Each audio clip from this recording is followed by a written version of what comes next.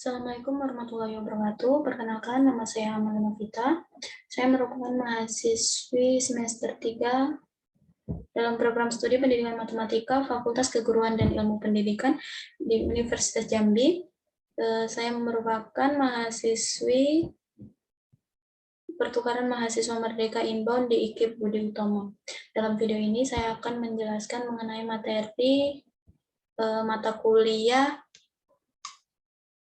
Ilmu Sosial dan Budaya Dasar dengan dosen pengampu Ibu Debbie Setiawati, SPD MPD.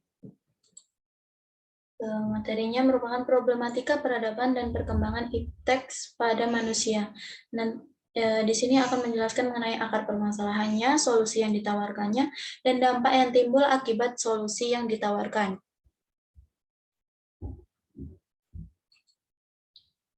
Hakikat peradaban.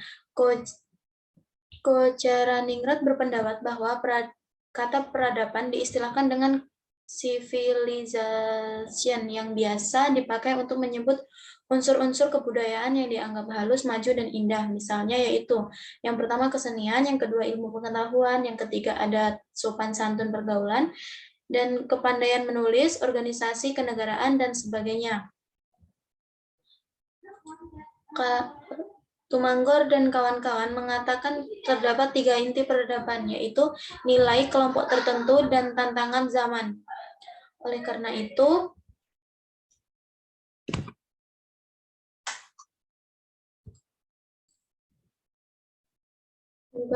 tantangan zaman yang berbeda, maka nilai yang dipakai juga berbeda.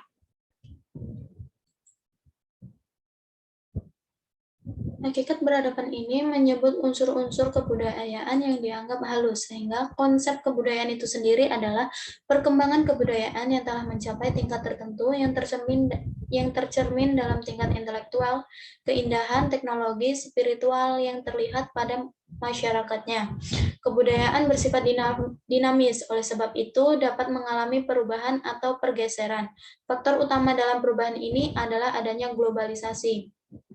Globalisasi itu sendiri adalah suatu fenomena khusus dalam peradaban manusia yang bergerak terus dalam masyarakat global dan merupakan bagian dari proses manusia global itu. Kehadiran teknologi informasi dan teknologi komunikasi mempercepat akselerasi proses globalisasi ini. Globalisasi menyentuh seluruh aspek penting kehidupan. Globalisasi menciptakan berbagai tantangan dan permasalahan baru yang harus dijawab, dipecahkan dalam upaya memanfaatkan globalisasi untuk kepentingan kehidupan manusia. Problematika peradaban di Indonesia antara lain yaitu yang pertama dalam bidang bahasa, yang kedua dalam bidang kesenian atau kebudayaan, yang ketiga dalam kehidupan sosialnya, yang keempat dalam bidang ekonomi. Sebenarnya problematika peradaban di Indonesia ini terdapat dalam banyak bidang, seperti bidang politik juga ada. Akibat perkembangan teknologi yang begitu pesat, terjadi transkultur dari kesenian tradisional Indonesia. Peristiwa transkultural seperti itu mau tidak mau akan berpengaruh terhadap keberadaan kesenian kita. Padahal kesenian tradisional kita merupakan bagian dari khasanah kebudayaan nasional yang perlu dijaga kelestariannya. Dengan teknologi informasi yang semakin canggih seperti saat ini, kita disuguhi banyak alternatif tawaran hiburan dan informasi yang lebih beragam yang mungkin lebih menarik jika dibandingkan dengan kesenian tradisional kita. Dengan televisi, masyarakat bisa menyaksikan berbagai tayangan hiburan yang bersifat mendunia, yang berasal dari berbagai belahan bumi. Contoh lainnya kemajuan dari teknologi informasi ini adalah adanya gadget. Dari gadget itu kita dapat memperoleh informasi atau budaya-budaya dari luar negeri, seperti yang sekarang ini masih merajalela yaitu budaya K-pop.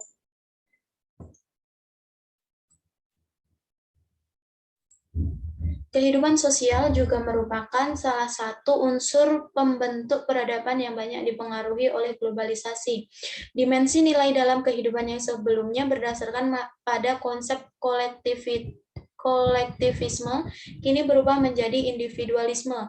Manusia tidak lagi merasa senasib sepenanggungan dengan manusia lainnya, seperti pada zaman perjuangan.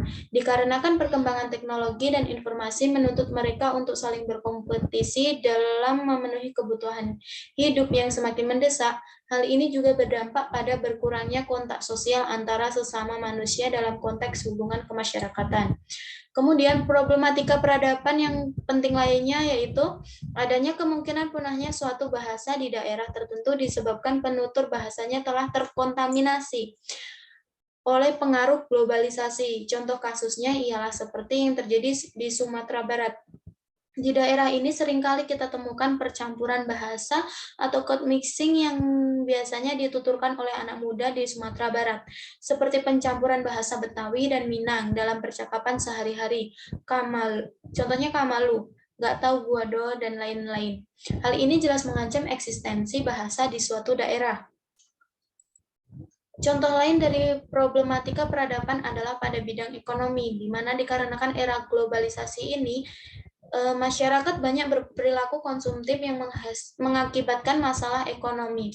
Baik itu masalah ekonomi untuk dirinya sendiri atau negara.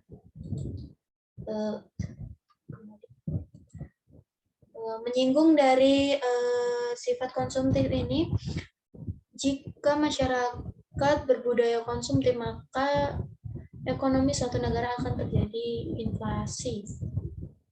Dan selanjutnya, untuk solusi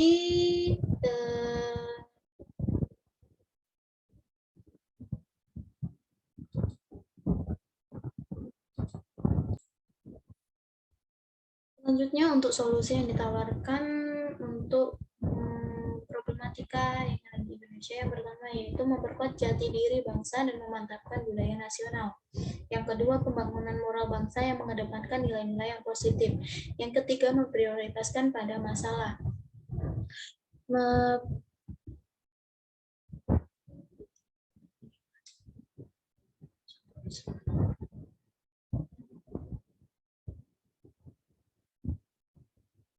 Yang keempat yaitu konseptualisasi. Agar kemauan kita itu menjadi pemahaman bersama, kita perlu mengkonsepkannya, menyatakan dalam bentuk pedoman yang dipahami oleh orang lain. Kemudian yang kelima yaitu membuka fasilitas dan ruang pembelajaran. Budaya menyimpang yang perlu diluruskan melalui proses belajar yang benar agar hasilnya benar. Esensi mendasar dari prinsip pembelajaran ini adalah memperbaiki keadaan, mengubah ke arah yang lebih baik dengan cara melakukan suatu proses yang berdasarkan masalah yang muncul dengan berbagai cara yang mungkin. Intinya kita tidak boleh melihat penyimpangan budaya yang terjadi, intinya kita tidak melihat penyimpangan budaya yang terjadi sebagai sebuah kesimpulan akhir, melainkan sebagai sebuah proses untuk diperbaiki.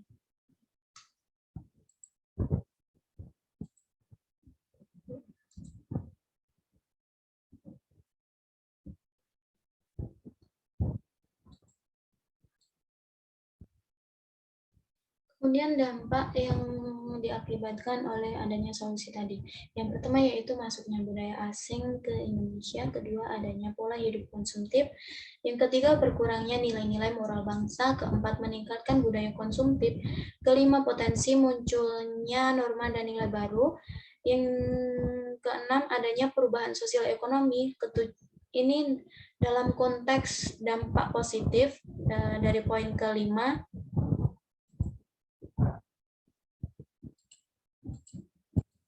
Dari poin kelima sampai ke poin 10 ini dalam konteks dampak positif.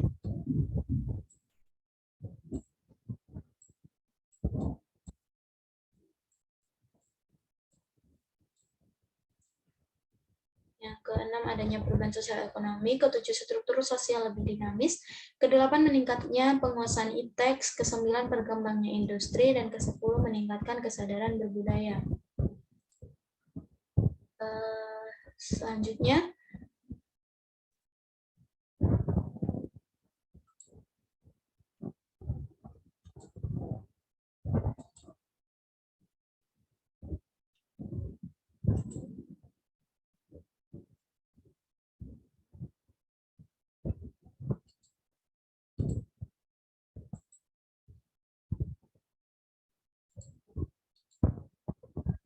ini tadi.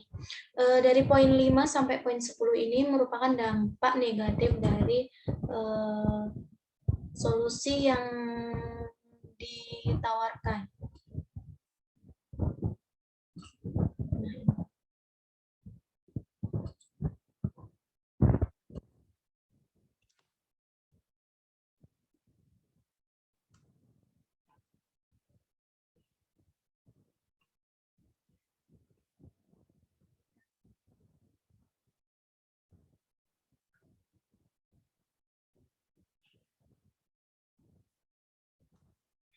Jadi dapat disimpulkan problematika peradaban yang terpenting adalah adanya kemungkinan punahnya suatu bahasa di daerah tertentu disebabkan penutur bahasanya telah terkontaminasi oleh pengaruh globalisasi. Sebagai contoh kasusnya yaitu adanya percaburan bahasa tadi yang sudah saya sebutkan. Kemudian globalisasi berasal dari kata global yang bermakna universal. Terdapat pandangan bahwa globalisasi sebagai proses sosial, proses sejarah, atau proses alamiah yang akan membawa seluruh bangsa semakin terikat satu sama lain dengan menyingkirkan batas geografi, ekonomi, dan budaya masyarakatnya.